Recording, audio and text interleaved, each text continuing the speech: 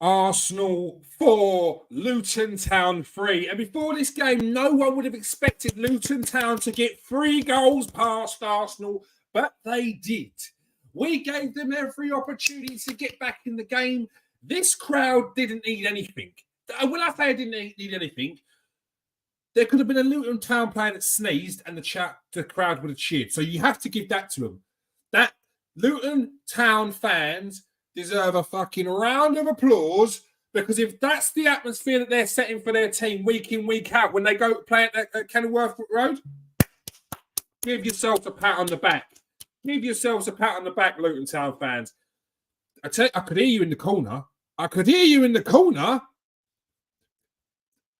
not going to get on to you, but you make it a bit of a cauldron. I tell you that for nothing. But I mean, a teacup could be a cauldron in comparison to that ground. It's tiny. And Arsenal did their best to stretch it as much as they could, to no avail early doors in the game. And it was getting quite frustrating, because it felt like they weren't learning from the fact that there's not much room there. So, and the fans are right on top of you.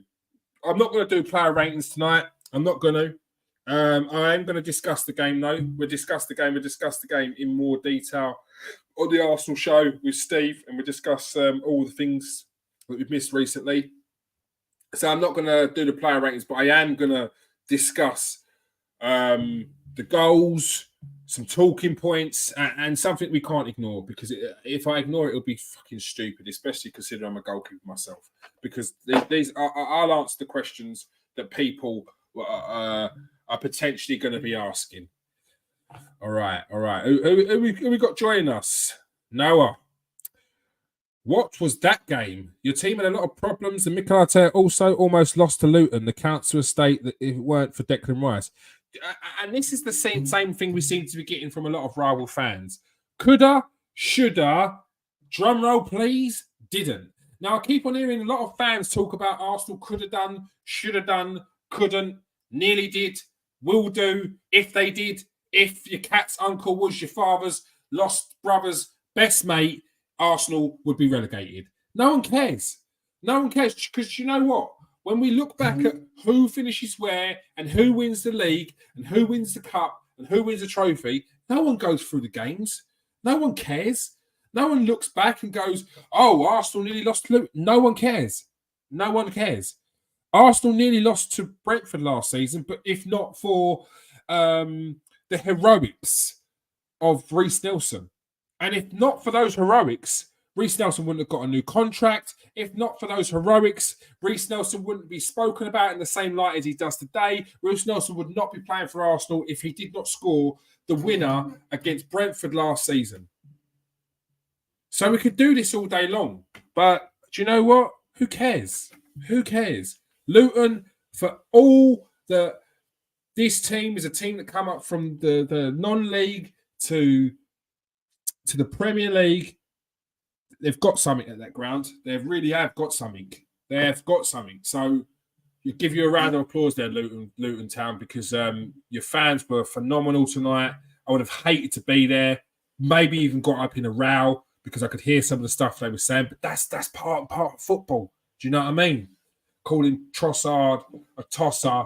It's not tosser. It's not Trossard. It's tosser. I mean, it's not exactly original, but I could hear it. But nah, look, you made it difficult for Arsenal players. You got on top of them. And the Luton Town players were relentless defensively. They were solid in that first half. And then it was just a couple of mistakes which let us through, which is the big difference when you're in the Premier League. Something that I was watching the Championship the other day, and you can make a loose ball and the other team can get it back, and then you go kind of into it. You ain't getting that in the Premier League. You don't get those chances. You make a mistake, you're potentially going to get punished for it. And Arsenal did punish Luton in those early stages in the first half with that goal from Gabriel Martinelli. Arsenal deserved it. They were pushing for the goal. But I have to say, the defending, and this is where it starts for me. Because people have been very critical of Aaron Ramsdale from the moment that Raya was linked to the club, not bought by the club, not a bid gone in, not talks are happening. The moment that David Raya is linked to Arsenal, you've got this section of Arsenal fans who are always waiting for something to be wrong with Arsenal. This section of Arsenal fans that is always pointing out something which isn't there. I don't know what that is. A self-destructive, self-hating Arsenal fan. It's just weird. The way you'll pick apart a player, yeah, based on from last season. And it's not even. I completely get if you are critiquing a player for mistakes that he's made. 100%. This is what we're in it for. But I hear people making up stuff because apparently last season Aaron Ramsdale was rubbish against Liverpool, was rubbish against West Ham, was rubbish against Southampton, was rubbish in the second half of the season. Essentially, that's what I'm hearing. And then you had the first 3 games of this season, 3 games there was no Zinchenko and no Gabriel in those teams. But we'll ignore that. We'll ignore that and point out all the things that David Ray has done right since he's come in. And then slander Ramsdale. There's no wonder his dad is on podcasts backing up his son. It's no wonder. It's no wonder. I'd say more to what are these Arsenal podcasts doing? Getting his dad on, asking him that question like he's not going to answer it, honestly. Self-deprecating, self-hating Arsenal fans. I just find it very, very odd. Very, very odd. Very, very odd. Yeah, look, here we go. If my nan had wheels, should be a bike type of saying, but you need to fix that. No. Brentford had good players. You can't name a one Luton player of memory. Well, I can. Anton Townsend and Ross Barkley, Ross Barkley was very good tonight. Was it Raya or Ramsdale go? It was Raya. If it wasn't for the pure price of Luton players, they wouldn't have scored. Noah, you're not making any sense there. That doesn't even make sense. That doesn't even make sense. If it wasn't for the pure price of Luton players, they wouldn't have scored. It doesn't even make sense. Doesn't even make sense, Noah. Doesn't even make sense. Let's pick apart the Luton goal, the first one. Now, there's many different aspects to that. It's terrible defending. You have to question the setup from the goalkeeper himself. You have to question the organisation, the leadership from the captain. You have to question where Gabriel and Saliba were in those situations because he was pride. Oh, yeah, there we go. If it wasn't for, you just thrown me off there. You just thrown me off. Yeah. So where? Oh yeah, it was. Why was Gabriel Martinelli marking? How tall is that player? I have to find out. I have to find out how tall that player is. Gabriel Osso. How tall is Gabriel Osso? Gabriel Osso is. What's his height? What's his height? 185. So he's like 6'1". Martinelli's like 5'8". Why have you got Martinelli marking a centre back? Poor. Would win 3-0 and would score 3. Do you know what? There's a site called Mr. Fix It, yeah? And his site backed, I'll show you. Mr. Fix It, his site backed that Arsenal would win by 1 goal tonight. Where is it? There you go. Look. Can't even see that. Oh my God. I'll do it on there. Well, Mr. Fix It. Mr. Fix It backed that Arsenal would win by 1 goal. I'll show you quickly. There we go. Boom. Let's just show you this.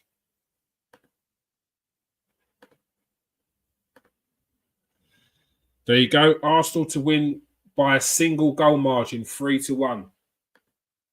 Great bet. Absolutely outstanding bet there. Yeah. So, first goal, poor defending. Poor defending. Shouldn't be marked by Martinelli. Just poor. Poor. But Arsenal, you have to give them their credit. You have to give them their credit because they didn't give up. They kept on going back again. Gabriel Jesus, is he the man of the match tonight? I think there's a shout for Gabriel Jesus being the man of the match. His work rate is outstanding. His work rate. Gabriel Jesus' work rate is up there as one of the hardest working centre forwards in the world. He's non-stop. He's phenomenal. Thank you very much, Noah. Smash that like, people, if you are new to the show or regular to the show. Press that subscribe button if you are. Press that subscribe button if you're not usually here. Basically, we're here. We're starting our shows again on Monday as well. Sorry for the little interlude. We're starting our shows on Monday as well. It's the Super Six podcast where we have Kevin Parker from Manchester City supporters group, head of supporters group.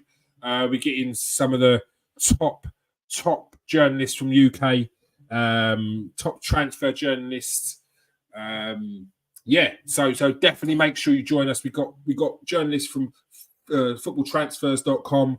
We've got some top people in as well, and journalists from The Guardian as well. So make sure you join us on Monday, 8:00. We're going to have a Man United fan who is going to be crying into his cornflakes every morning, or has been crying into his cornflakes every morning for the last 2 months, after a lot of their fans claimed that they were in a title challenge. They would be in a title challenge this season. How quickly that their title challenge lasted didn't even last as long as Tottenham's. Tottenham's at least lasted from October to November. Whereas Man United's was pre-season to the start of the season, and it was a quick wake-up call. All right. Higgins. What we got? Who we got next? Gabby Jesus is an absolute beast. But let's get on to the second goal of Luton Town.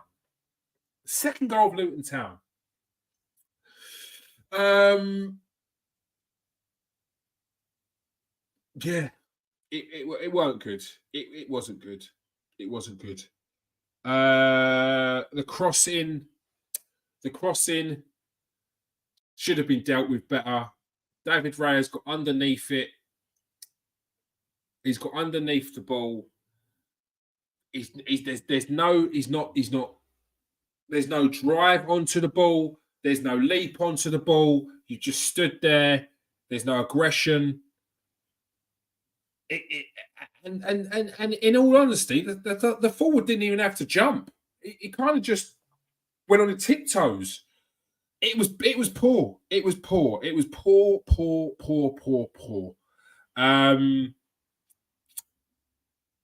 And then not long after that, Arsenal kept batting down the hatches. But look at the goals, the time of the goals. I think if this game went on another 5 minutes, we may have conceded again. But anyway, Kai Havertz with another goal. 3 goals in 4 games. And I thought he had a very good game tonight. Chelsea fans, this is the player that you was doing up football highlight videos with all these mistakes. Like, could you imagine putting in the amount of effort for a player who hasn't even done you wrong, just a player that you don't really rate at your team? You've done a highlight reel of all these mistakes and bad touches just to give to Arsenal fans to try and say, this is what you've bought. Since Havertz has scored his first goal from open play, he's looked a much different player. He was already progressing game by game. You could see the confidence. We went from a player who was just passing left, right, and backwards to a player who was passing around the corners without even looking. So you could see, if you was watching his rise over the games, you could see that he was getting there. You could see he was getting there. It was only a matter of time. And then he scored. And then since then, there's been no looking back. Another game where Kai Havertz was very, very good today. He's fully cementing that number 8 role. Do you know the funniest thing? There's a lot that Jorginho done an interview, was it yesterday, with The Athletic? And he said, if you don't think Kai is good, you don't know ball. Yeah. The people in the comment section, this is the funniest thing. There's people in the comment section that haven't even kicked a ball in their life and are trying to say, stop trying to fool us, Jorginho.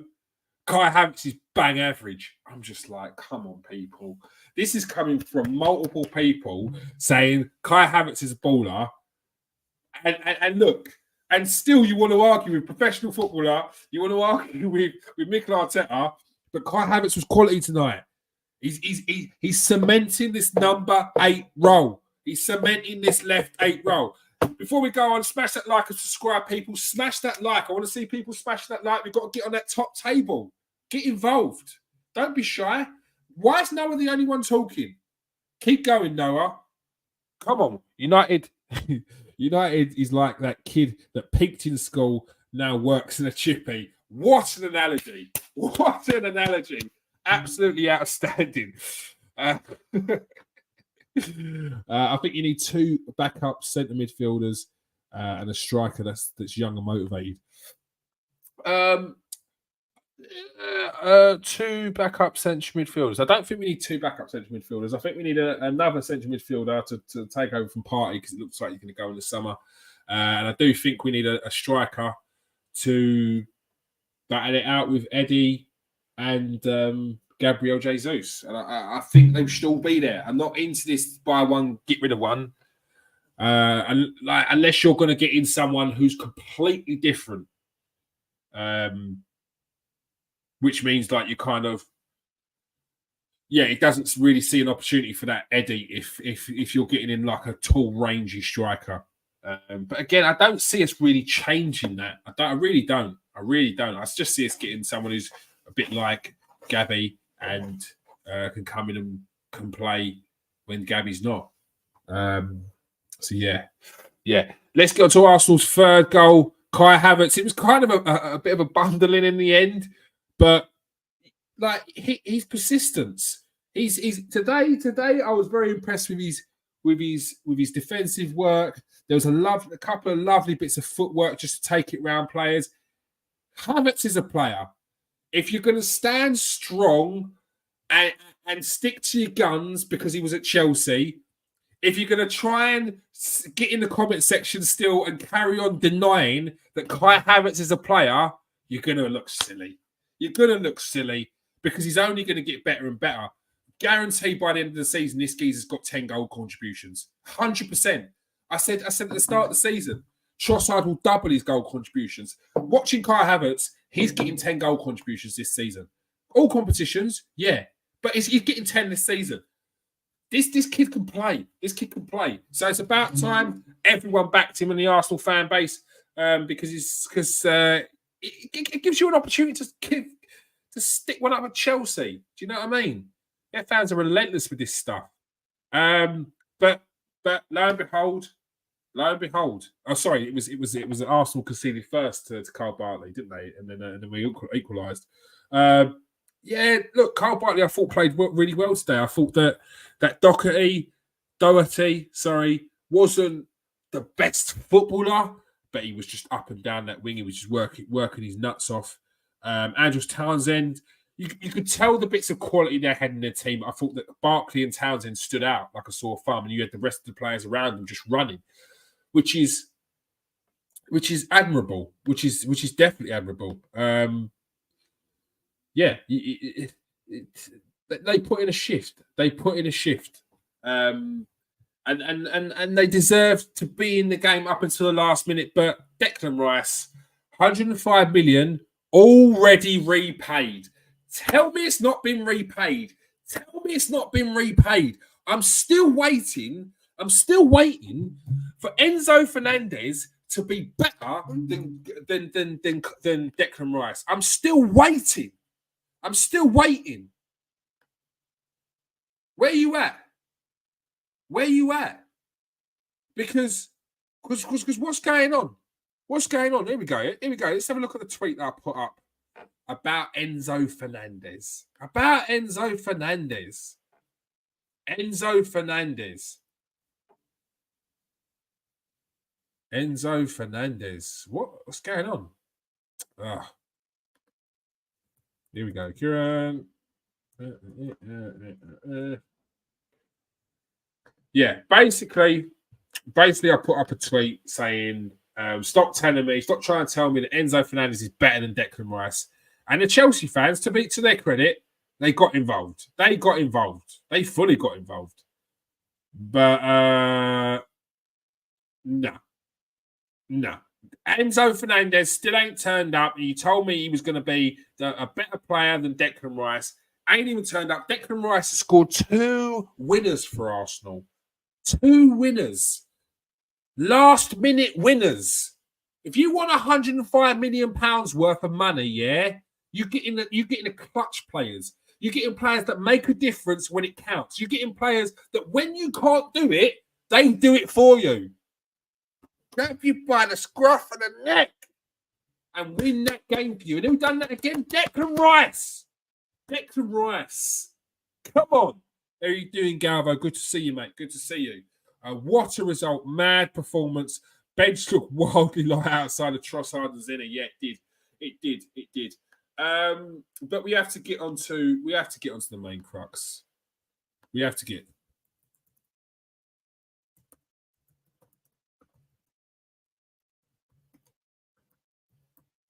Now, this is a question that we can't hide from any more people. Let's put a bit of grammar and punctuation there. We got to stop hiding from this, people. If Zinchenko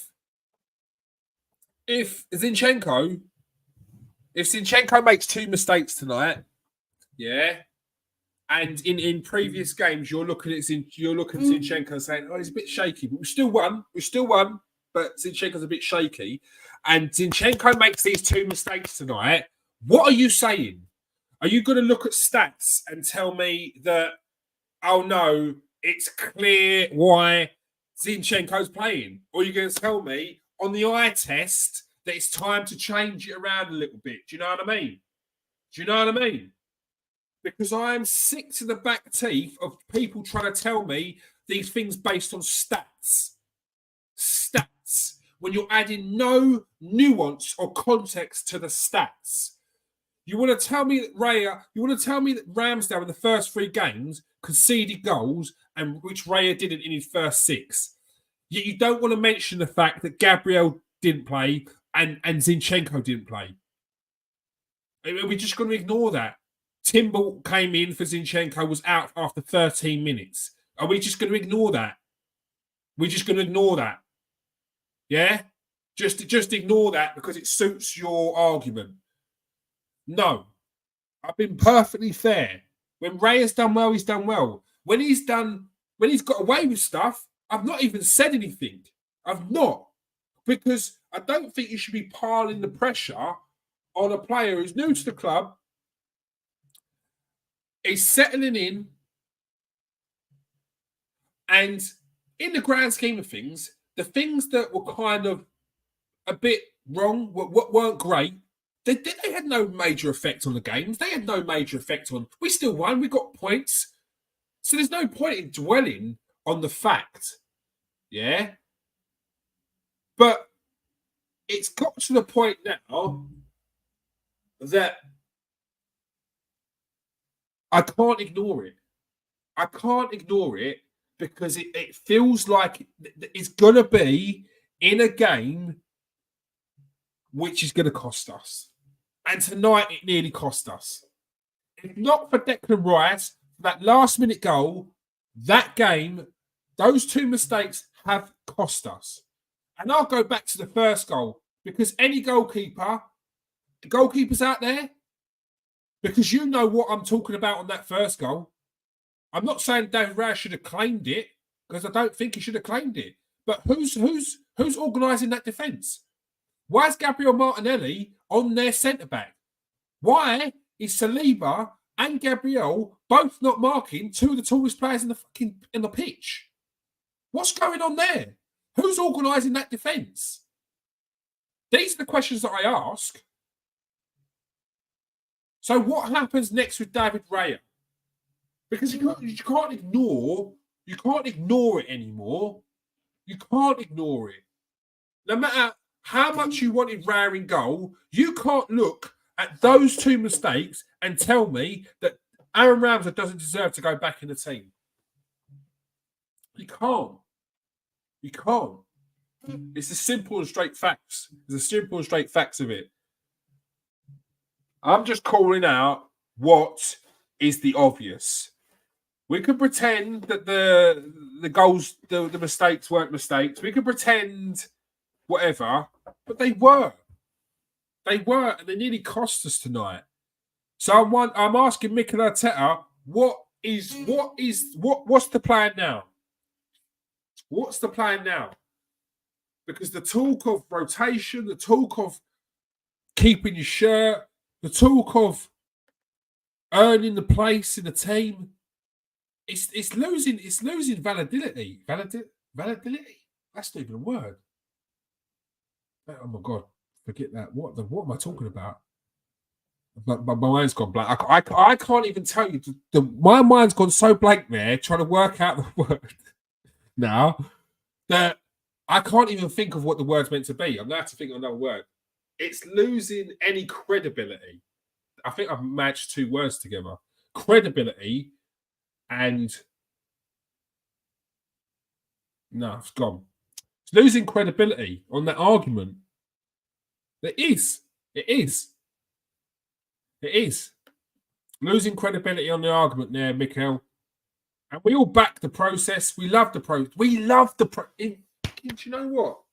In my veins, I tell you that, this process, lap it up. I'm loving it. I love last season. I love this season. I'm loving the journey. These conversations are all part of it. But Aaron Ramsdale needs to be a part of this team as well. And I'm not talking about on the bench. So we're going to see Aaron Ramsdale. Validity. Thank you, Galvo. Validity. Where was I getting validity? Validity. Validity. Validity. Yes, thank you very much. All right, people. Thank you very much for joining us tonight. If you are new to the show, press that like and subscribe. If you are a regular, press that subscribe, press that button. Thank you very much. Absolute legend. I'm pretty sure you and Noah are part of the crew that saved me when my mind goes blank when I'm on TikTok. Thank you very much. Appreciate your support. We've had a fair few people in tonight, so I best see plenty of likes as well. Like I said, I weren't doing a player ratings tonight. I was just too hyped about the result. Last minute, I went from fuming to just elation, back to angry again, but happy angry. And look, players can be critiqued as long as it's fair, as long as you're just not saying things like he's shit, he's dead, he's rubbish. We don't want to hear that. We want to hear, if you're going to say a player's not played well or a player deserves to be in a team over another player, give your reasons why. Give your reasons why. Back it up. Do you know what I mean? Some people back it up with stats. I say stick your stats up your ass because they're pissing me off. Honestly, stats are starting to wind me up. Try and tell me, goalkeeper for 20 years, about stats. Shove your stats. I watch this team every time they play. I've not missed a game this season. I've watched every single last minute of this team play. And you want to tell me about stats? Half the people that are looking at stats ain't even watching the team play. Half the team looking at stats and looking at XG charts go up and down through the game like an old game of Football Manager when you turn the 3D effects off. You're just seeing go, hey, go, hey. Like, go back to basics. Eye test, people. Eye test. It's the best test you can get. Stats will back you up. Eye test first. Know the game. This ain't about moments. All right. Thank you for everyone who's been here tonight. Solid crowd. Solid crowd. I'm fully expecting a minimum of 20 likes. That's not much. Some of you lot are laughing. Like, is that it? He wants 20 likes. Bro, we don't get many views on this channel, but we're consistent. We're here every Tuesday. We're here after every game. Bar the weekend. It's Christmas. There's things going on. You know how it is. Appreciate your support. Make sure you join us on Tuesday, every Tuesday, 8 o'clock for the Arsenal show. Make sure you check us out on Mondays going forward. Definitely for the next few weeks. Even if it's an introduction to the Super Six podcast for the new year, definitely for the next few weeks. We've got the Super Six podcast on Monday. We're going to have some top guests, at least six guests on Monday. And make sure you get your say in like Galvo did. Thank you very much, Galvo. Thank you very much, Noah. Appreciate your opinions. Appreciate your support. Peace out. Stay safe. And wash your hands.